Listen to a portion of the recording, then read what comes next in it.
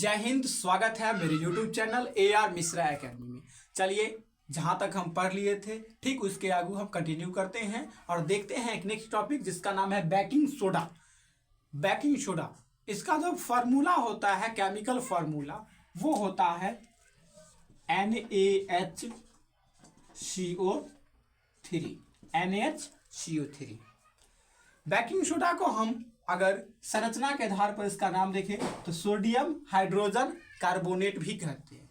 Baking soda को sodium hydrogen carbonate कहा जाता है। सोडियम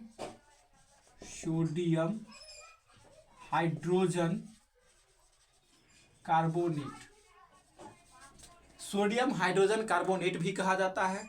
इसी का नाम सोडियम बाइकार्बोनेट भी होता है। फिर से एक बार रिपीट करते हैं। बेकिंग सोडा का रासायनिक सूत्र NaHCO3 होता है। इसके रासायनिक सूत्र के आधार पर इसका नाम सोडियम हाइड्रोजन कार्बोनेट होता है। इसी को हम सोडियम बाइकार्बोनेट भी कहते हैं। आपके जानकारी के लिए बता दें, किसी के अंत में अगर CO3 लगा रहता है तो उसे हम कार्बोनेट पढ़ते हैं। जैसे आप पढ़े होंगे CaCO3, इसे हम कहते हैं कैल्शियम कार्बोनेट। जैसे Na2CO3 सोडियम कार्बोनेट। आप आशा करते हैं ये बात समझ में आया हो। फिर नेक्स्ट बढ़ते हैं, इसको बनाने की विधि।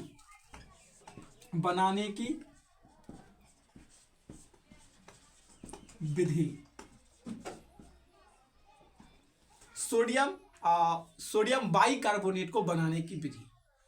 सोडियम बाइकार्बोनेट को बनाने के लिए इसमें सोडियम क्लोराइड की अभिक्रिया जल एवं कार्बन डाइऑक्साइड से जब कराई जाती है तो सोडियम बाइकार्बोनेट, जिसे हम बेकिंग सोडा, खाने वाला सोडा या मीठा सोडा भी कहते हैं, इसका निर्माण किया जाता है और अमोनियम क्लोराइड मुक्त होता है या बनता है। जैसे नमक की अभिक्रिया NaCl, सोडियम क्लोराइड की अभिक्रिया जब जल तथा कार्बन डाइऑक्साइड के साथ कराया जाता है तो बनता है सोडियम बाइकार्बोनेट प्लस का अमोनियम क्लोराइड, जिसका अनुसूत्र होता है NH4Cl। अमोनियम क्लोराइड बनता है। आपके जानकारी के लिए बता दें, NH4 को अमोनियम कहा जाता है और NH3 को अमोनिया। NH4 और इसके साथ कोई भी अवयव लगा हो, जैसे यहाँ पर अगर मान लेते हैं Br रहता तो अमोनियम ब्रोमाइड, I रहता तो अमोनियम आयोडाइड, Cl है तो अमोनियम क्लोराइड, F रहता तो अमोनियम फ्लोराइड। इसे NH4 को हम अमोनियम कहते हैं। आशा करते हैं बनाए हैं वो समझ में आया हो। फिर बढ़ते हैं इसके गुणधर्म पर। गुणधर्म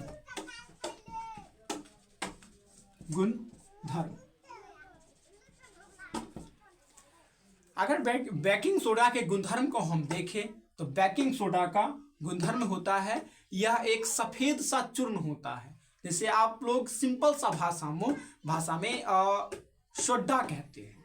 सोडा, इसका उपयोग जैसे पाव रोटी बनाने में किया जाता है, इसको फुलाने के लिए, या फिर आप कई जगह जैसे कोई खाने वाला सामग्री होता है तो उसमें आप कहते हैं ज़्यादा सोडा दिया हुआ है।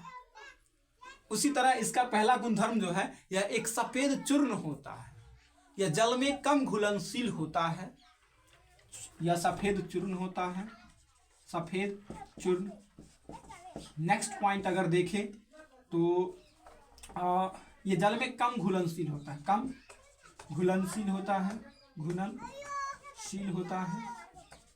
नेक्स्ट पॉइंट की ओर अगर बढ़े हम तो इसका pH वैल्यू जो होगा, जैसे हम लोगों को पेट कभी कभी दर्द करने लगता है या फिर एसिडिटी का जब कोई शिकार हो जाता है तो उस समय एक सजेशन दिया जाता है, घरेलू सजेशन, जो आप सोडा का सेवन करें, सोडा खा ले, सोडा को पी ले थोड़ा। तो इसका आप सीधा सा एसिडिटी में होता क्या है, पेट में हाइड्रोक्लोरिक एसिड की मात्रा जो छोटी आंत से निकलती है वो बढ़ जाती है। तो उसी को कंट्रोल करने के लिए, जो कि हाइड्रोक्लोरिक एक एसिड है, और एसिड में आपको हम पढ़ाए हैं इसके जस्ट पीछे, एसिड उसे कहते हैं जिसका pH मान 7 से कम होता है।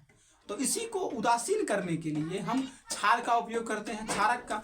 तो ये जो होता है एक क्षारक प्रकृति का होता है, क्षारक प्रकृति का होता है। इसका पीएच वैल्यू जो होता है वो 7 से ज्यादा होता है, 7 से ज्यादा होता है।